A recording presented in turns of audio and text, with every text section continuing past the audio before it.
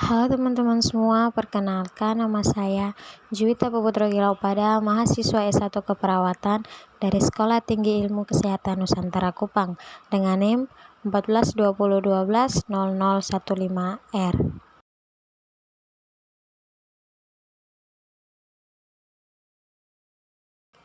Di sini saya akan menjelaskan tentang konsep stres dan adaptasi.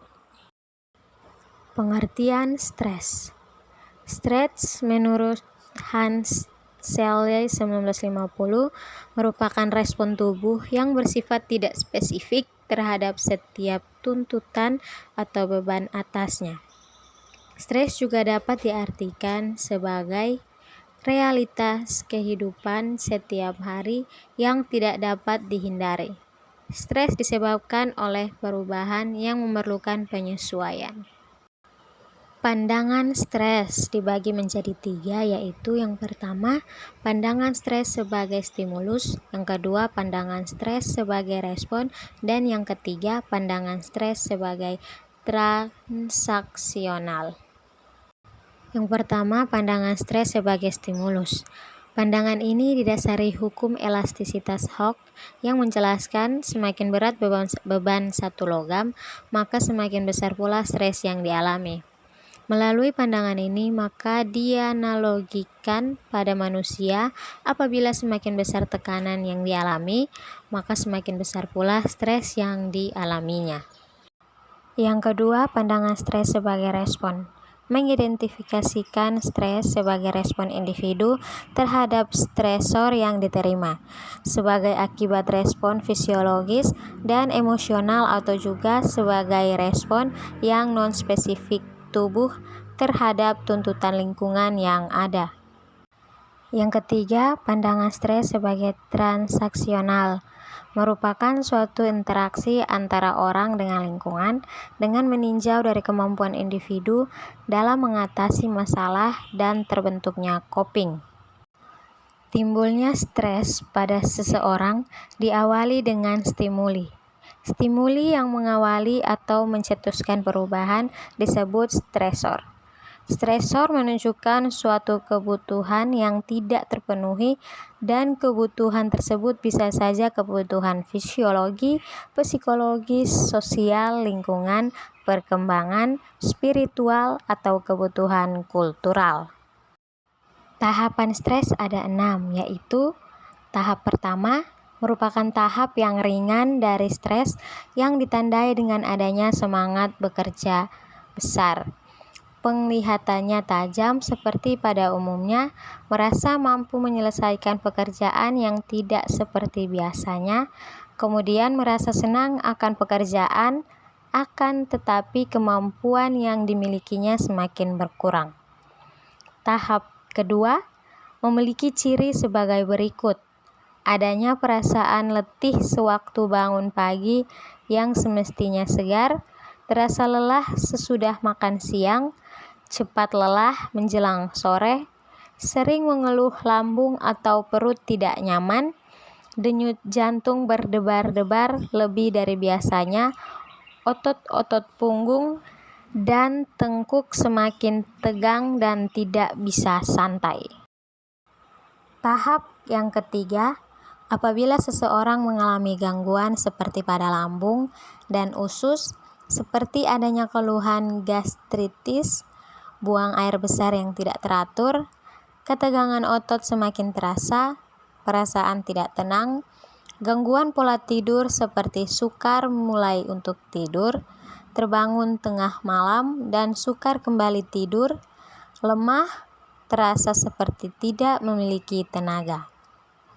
Tahap keempat, seseorang akan mengalami gejala seperti segala pekerjaan yang menyenangkan terasa membosankan, semula tanggap terhadap situasi menjadi kehilangan kemampuan untuk merespon adekuat, tidak mampu melaksanakan kegiatan sehari-hari, adanya gangguan pola tidur, sering menolak ajakan karena tidak bergairah, kemampuan mengingat dan konsentrasi menurun karena adanya perasaan ketakutan dan kecemasan yang tidak diketahui penyebabnya.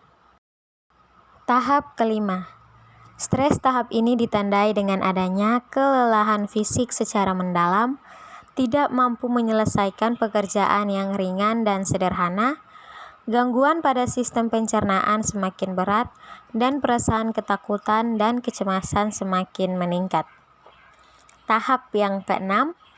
Tahap ini merupakan tahap puncak dan seseorang mengalami panik dan perasaan takut mati dengan ditemukan gejala seperti detak jantung semakin keras, susah bernapas, terasa gemetar seluruh tubuh dan berkeringat, kemungkinan terjadi kolaps atau pingsan. Tingkatan stres. Yang pertama, stres ringan. Stres ringan adalah stresor yang dihadapi setiap orang secara teratur, seperti terlalu banyak tidur, kemacetan lalu lintas, kritikan dari atasan.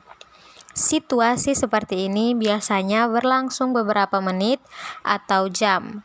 Stresor ringan biasanya tidak disertai timbulnya gejala. Yang kedua, stres sedang.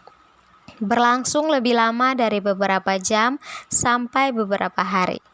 Situasi perselisihan yang tidak terselesaikan dengan rekan kerja, anak yang sakit, atau ketidakhadiran yang lama dari anggota keluarga merupakan penyebab stres sedang.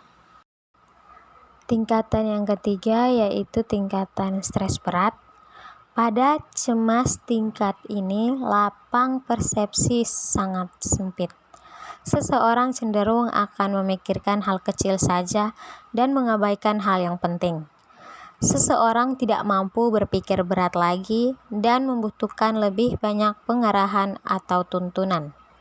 Respon kecemasan berat seperti napas pendek, nadi dan tekanan darah meningkat, berkeringat dan sakit kepala, penglihatan kabur, ketegangan, lapang persepsi sangat sempit, tidak mampu menyelesaikan masalah, blocking, verbalisasi cepat, dan perasaan ancaman meningkat. Yang keempat, panik. Pada tahap ini, lahan persepsi tidak terganggu sehingga individu tidak dapat mengendalikan diri lagi dan tidak dapat melakukan apa-apa walaupun telah diberi pengarahan.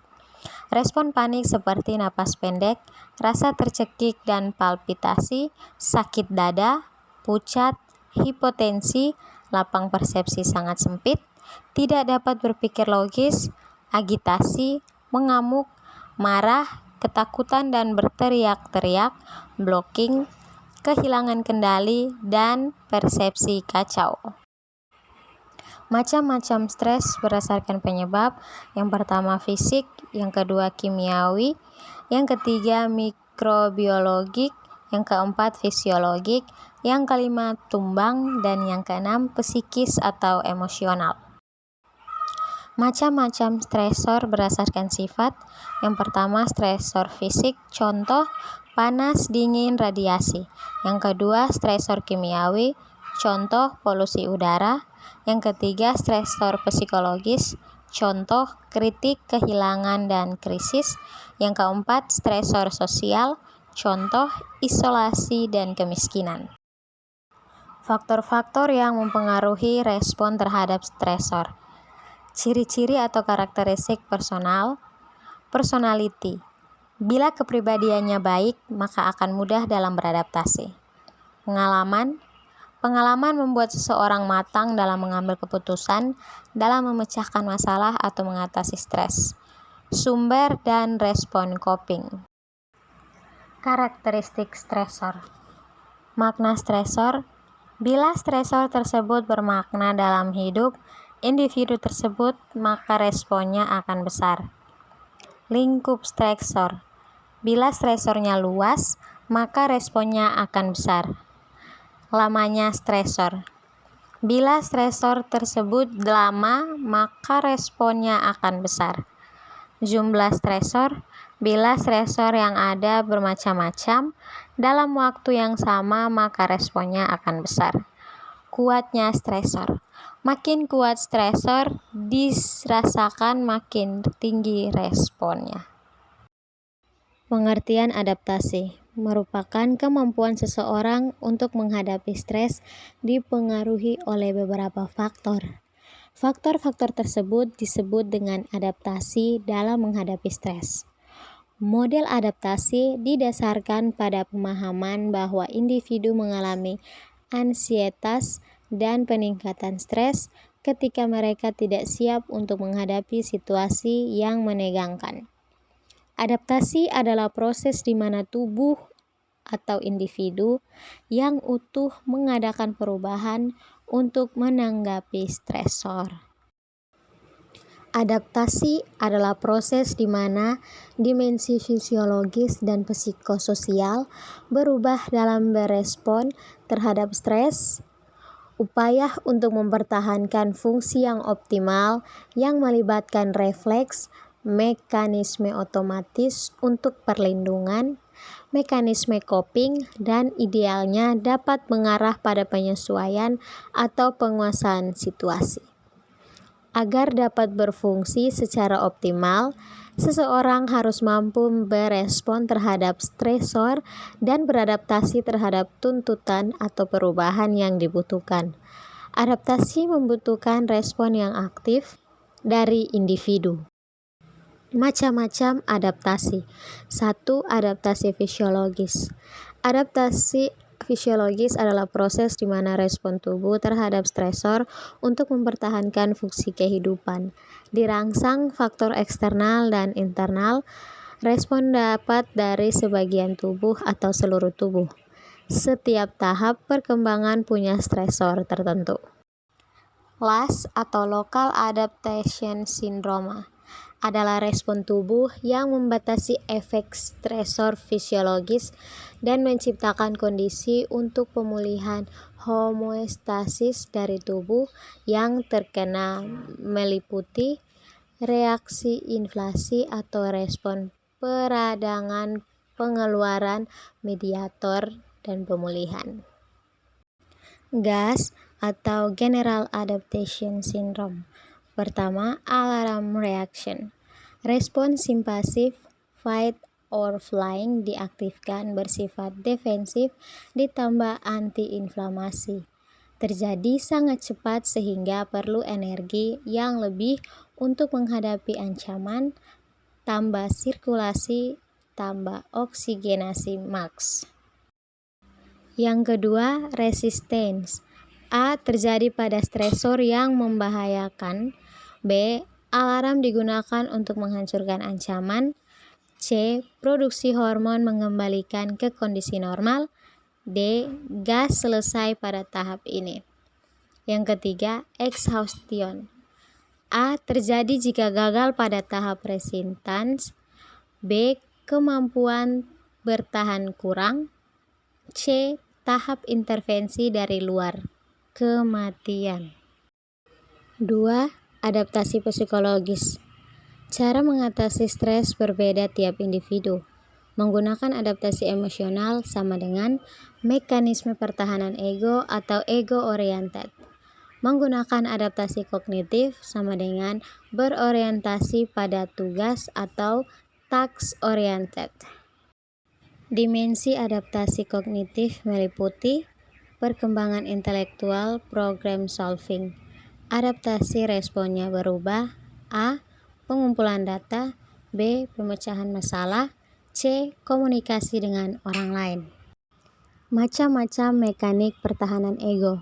Yang pertama, represi, ialah penekanan keinginan, impuls atau dorongan, pikiran yang tidak menyenangkan ke alam tidak sadar dengan cara tidak sadar. Contoh, seorang suami yang pernah memukul istrinya.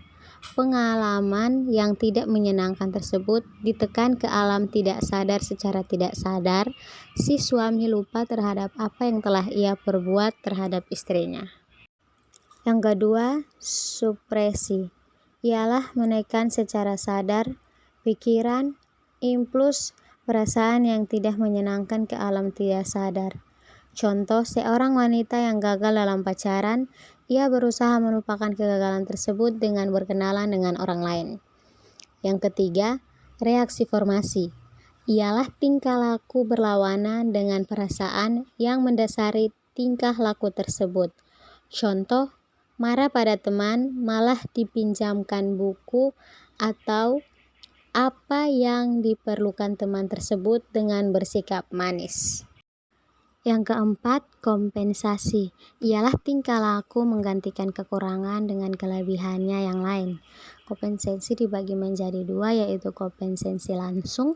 Contoh, bentuk badan yang lucu dijadikan modal untuk menjadi pelawak. Yang kedua, kompensasi tidak langsung. Contoh, seorang mahasiswa memiliki kekurangan dalam intelektual, aktif dalam kegiatan olahraga untuk menutupi kelemahannya. Kelima, rasionalisasi, ialah berusaha memperhatikan tingkah laku yang tampak sebagai pemikiran yang logis, bukan karena keinginan yang tidak disadari. Contoh, tidak punya uang untuk beli mobil, dikatakan jalan kaki lebih sehat daripada naik mobil. Yang keenam, substitusi, ialah menggantikan objek yang bernilai tinggi dengan objek yang kurang bernilai tetapi dapat diterima oleh masyarakat.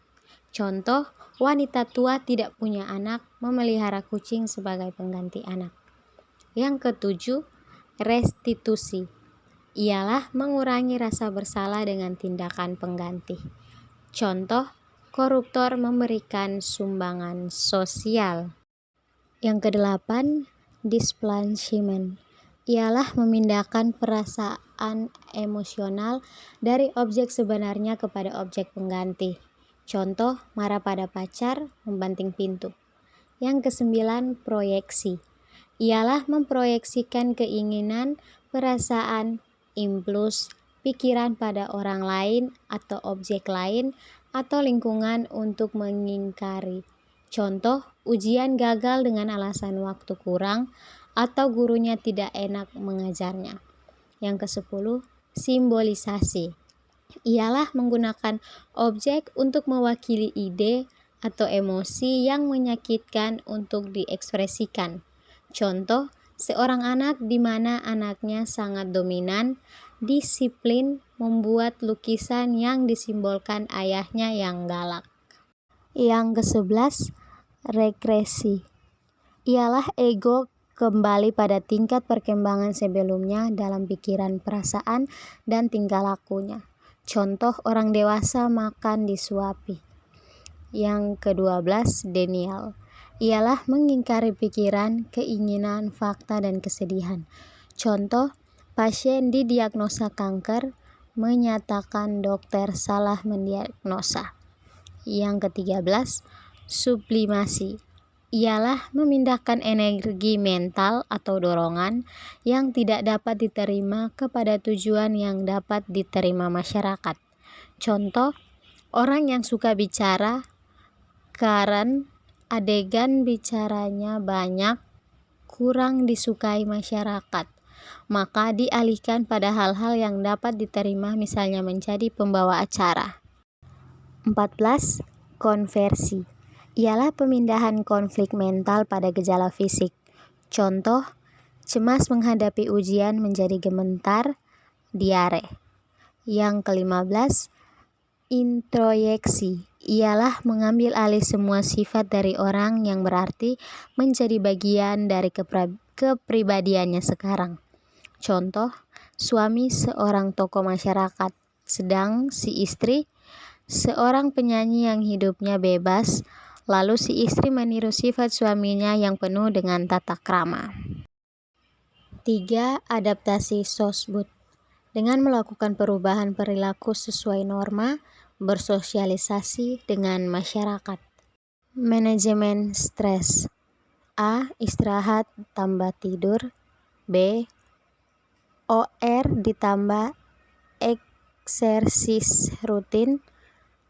C. Membuka diri. D. Teknik relaksasi.